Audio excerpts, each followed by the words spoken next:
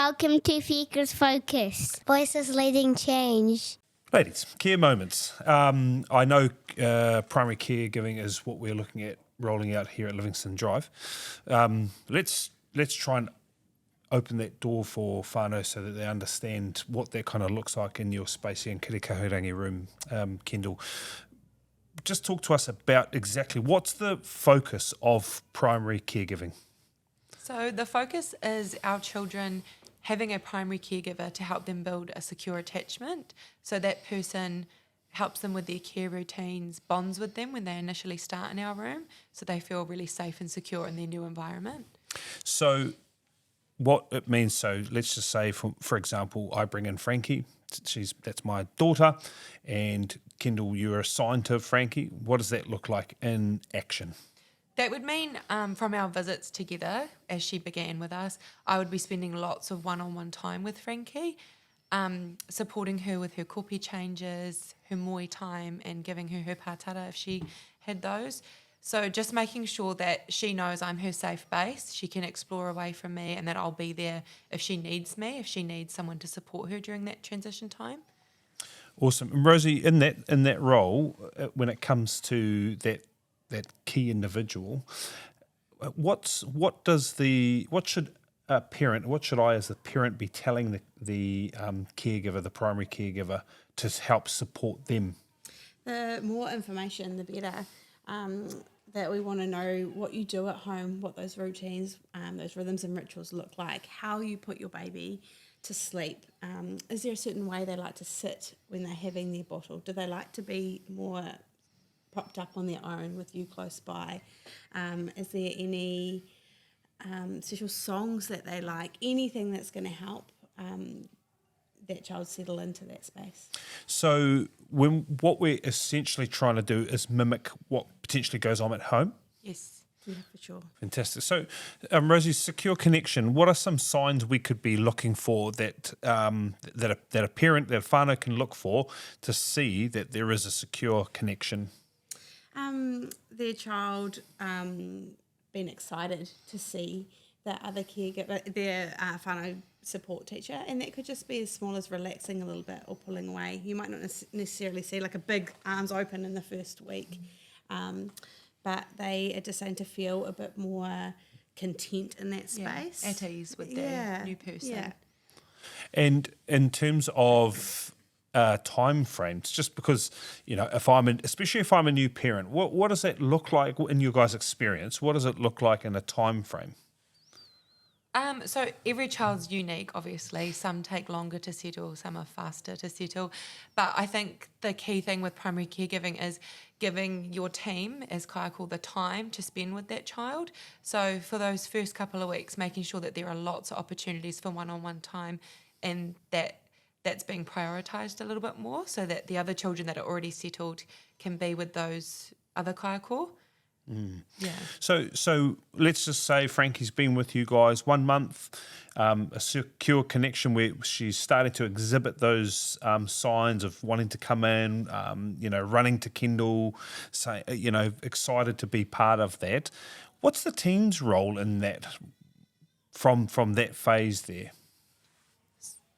We quite often bring in what we'd call like a second primary caregiver, so that once that first attachment has been made, then the children is most likely to feel comfortable to build then another relationship. So we can that relationship might be chosen by the child, where they can start to participate in some of those rituals and things like that, but it's also the approach for the team to be supporting those moments so they can still be happening. Just because that relationship may be formed in that first 4 weeks, it's actually about going beyond and really strengthening those connections. So making sure that there's space for those interactions to still be happening. The bottle's been made, the bed's been ready, so Kendall can be a part of those interactions still ongoing. It doesn't stop just because the child's settled in after that. And just talk through some of those real specific moments, like giving a bottle, changing a kopi, some of those other moments. Just talk through, maybe let's take the intimacy of changing a child's nappy, the kupi. I think that's a cool moment in the role of a primary caregiver. Yeah, so I always offer and ask, may I change your kupi? And then generally once those attachments are being made, the child would put their arms up and we would go to the nappy change area and talking with them a lot, keeping the kōrero going throughout the nappy change so that they feel really safe and comfortable and they know what you're doing during that time. Again, using familiar songs from home, things that make them feel really comfortable. But yeah, because it is such an intimate moment, it's nice to have like your person there with you, making you feel really supported. I think that's an overlooked part of the role of our infants, especially infants, because as a parent, I might think, well, what's the use in asking a child if they want their nappy changed? Like if they need their nappy changed, they need their nappy changed. But what's I mean, obviously I know, but what's the thought process behind actually asking them? What are we allowing to happen there? We're allowing them autonomy to participate in the event, in the exchange, and developing their independence. I always think of it as not doing something to a child, but doing it with the child. Yes. Us as adults, we wouldn't like it if someone just came up behind us and grabbed us without telling us. So I always think approaching children front on, lots of eye contact and talking to them while we're having that interaction makes them feel really empowered. Giving them time to respond in those moments as well is really important. I think we can be quite quick, especially in the preschool space, like to rush off with those moments, but giving the time for that child to respond. And we talk about the teacher being fully present during those times. So you're giving the children your all during that moment. So you are noticing every little opportunity they take to be engaged in the nappy change. When you're talking about front on, what's the importance of the child, especially if Frankie, let's just say, going back to Frankie. Frankie's a 6-month-old child. What's the importance of being front on? What's the child seeing on your face? I think our facial expressions are sort of how we communicate with our pepe. I remember a few years back having to wear a mask at mahi and our babies, even if you were smiling, they couldn't read you and they actually looked quite uncomfortable, even if you were coming over to change, even if they knew you to change their nappy. So sort of smiling, interacting, the body language really helps them feel a lot safer too. And they know what's happening. They're not taken by surprise at all. It's certainly worth reiterating that we do ask young babies if we can change their nappy. We are engaging in a conversation with them that gives them, what you said, Rosie, autonomy. A baby that as young as 4 months old actually has the ability to tense their muscles ready to be picked up. So if you think of a baby that young can be participating in that routine, then what is a child at 6, 7, 8, 9, 10 months able to do to participate into that routine? They understand way more before we That's the beauty of our educators, and we're not just talking about future focus, but I think when we're supporting the sector, we're talking about our ability to recognise when a child is A, secure, B, ready for those sorts of conversations and involvement on autonomy, but also the fact that we notice the progress. Because what Frankie might do at 6 months to 7 months could change drastically, right? Ever evolving. Yes, ever evolving. So when it comes back to the role of the team, so let's just say Kendall is the primary caregiver. What happens if Kendall's away?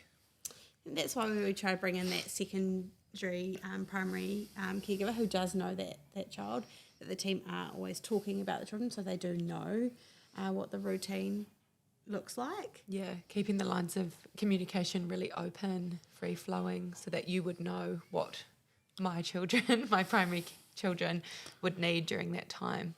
And you want them to feel secure enough to go with other kaiako. You don't want them to only want to go with that one teacher as well. Great point. Yeah. So when they're feeling secure in their relationship with an individual, the likelihood of them feeling security in that space is part of the goal of primary caregiving. Yeah. Because I think it is a misconception, right? Yeah. That child just relies on that. Yeah, it's kind of like a whānau where at home mum might mainly change the Yes. nappy or dad might, but still auntie could do it or nan or koro could do it. So they still feel safe with all these other people, but they do have someone that they're with a lot. So that's kind of the way I look at it. It's like always having someone looking out for you, Yeah. isn't it? Like that you've got someone who knows what's coming up for you, and You know that keeping your an eye needs are out. going to be met. Yeah, but in that team approach where those lines of communication are really clear, that's still happening. It's not like just because Kendall should know her children that I have no idea what's going on for them. My role is to help her with whatever I can do if she isn't there, to then step into that space. So we might have, say, a reliever step into the space. The reliever wouldn't step into the primary care space, the secondary. Yeah. Kaiako would step into that space. Yep. Okay. Cool. It's fascinating. I think it's important that we help whānau understand the role of primary caregiving. I think when especially for new parents, new mums especially as they come in, having that key point of contact is quite critical, because often it's not the child that needs support only; it's also the mum. What is some advice you would give for first-time parents coming around looking at centres, not necessarily Future Focus, it could be any centre, any of our great centres in Papamoa, but what advice would you be giving to a new parent around what to look for in that space? I think what you were saying before, looking for kaiako who are really engaged with the children, they're going down to the children's level, they're making lots of eye contact with them, they're having conversations with these children, no matter what age, even if they are pepe, so that they're engaged kaiako, not rushing around doing other things. Mm-hmm. Yeah, that it's an unhurried space, that it doesn't feel chaotic and busy, because it needs to be a calmer space for these moments to be taking place. Okay, thank you. Even I'm learning in this space. I think it's cool to really hear from some experts on the role of primary care. Thanks, guys. Thanks. Thank you.